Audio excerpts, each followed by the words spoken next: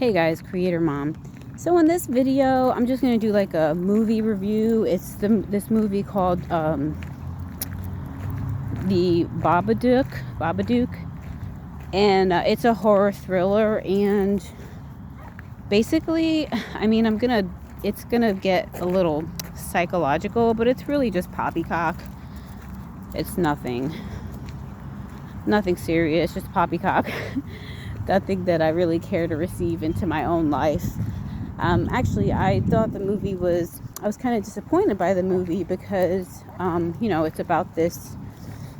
You think in a movie it's like all literal, it's a literal monster or energy or creature that's trying to possess the mom. It's a single mom and her little son who's like 6.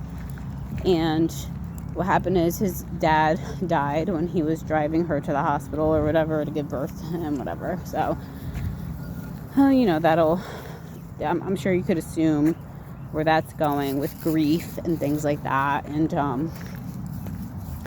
so then, I don't know, it's like this kid finds this book appears in their house, and it's called the Babadook, and it's a really dark book. And anyways, I guess the premise is that this book lets this spirit with that name into this house, and the spirit basically possesses the mom to try to get the mom to kill the son.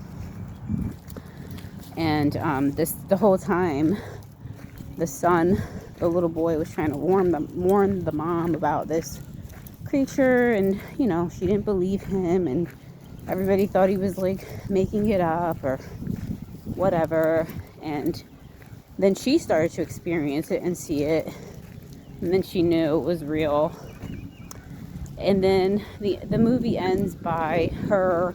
It was actually pretty powerful. I was getting goosebumps towards the end of the movie because she kind of started to take authority over it.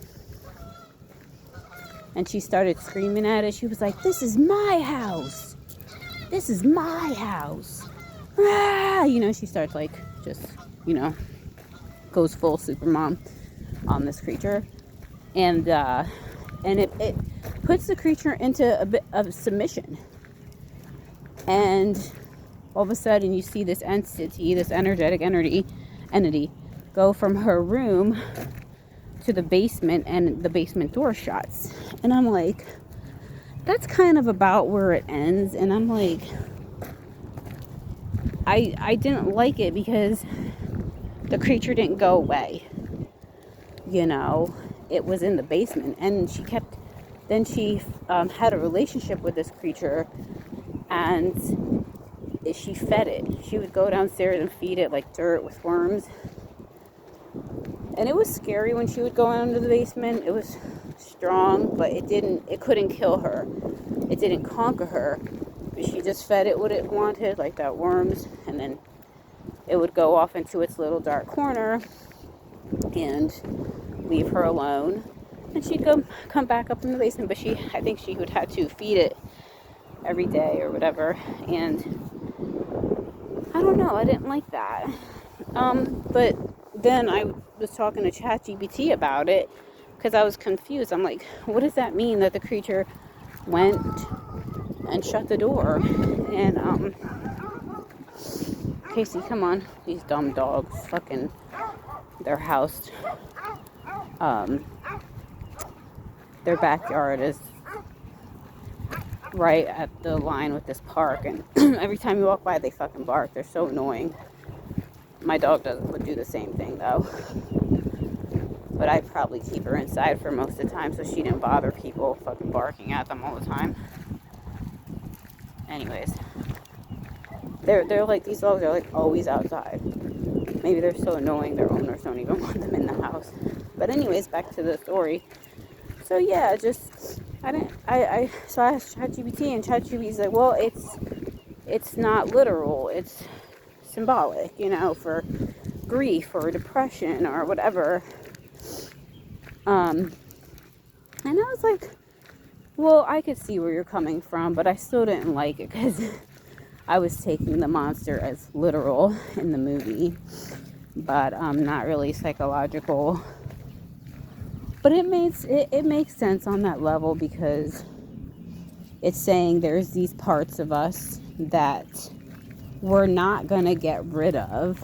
They're a part of who we are, and maybe they are monstrous and ugly, pain, you know what I'm saying, pain and grief about shit, and they don't go away, but they're a part of you, but they're not all of you. And you can get to a place where they don't consume you, but you live with them. You acknowledge those parts, but your true self, like your core self, takes the preeminence over them and is in control over them, instead of those parts and that grief or the inner critic or the pain taking the preeminence and controlling you. You acknowledge that this is a part of you. It's not really going anywhere, but it's not going to control you any longer.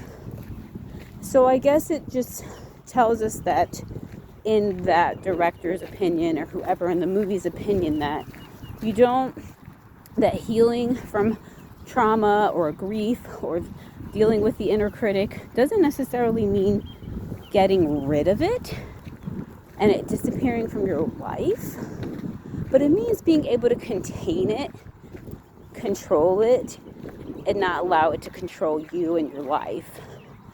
That the healthy person allows their core self to shine and doesn't let the pain, or a healed person, a person who's healing, doesn't allow the pain to control them anymore. Maybe they're even more self-differentiated from that pain, from that part, but they still acknowledge that it's there. And that's what I think the feeding of it is. When that part rears its head, or when the grief rears its head, or things like that show up, we're like, oh, that's you again. Okay, let me feed you by saying, hey, yeah, I acknowledge that you're there. But,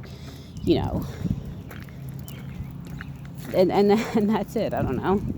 Kind of processing through whatever brought up that pain or grief, which is like feeding it, acknowledging it, validating it, and let it go get tucked back into its little dark corner.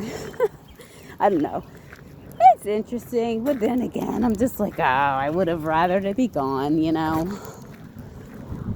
Maybe because the things that cause pain in my life, I want it to be gone. I don't want to deal with it. I don't want to see it. But it is in the basement, so that's good. It's not like it's right in front of her face, again, because she's living her life. She's in control. Now she's not letting all that grief and all that stuff her and her kid's life. And also to speak on the note that her kids saw the Babadook before she did, meaning the kids see what's going on. They see the grief, the depression, pain. They notice everything. And the parent was in denial that it existed or that it was there. Her vision was clouded, and then it was revealed to her, and she realized, whoa, I need to take authority over this shit. This is my house. I will not allow this pain to control me anymore. Anyways, that's all I want to share. That's it. It was a decent movie. Have a good day.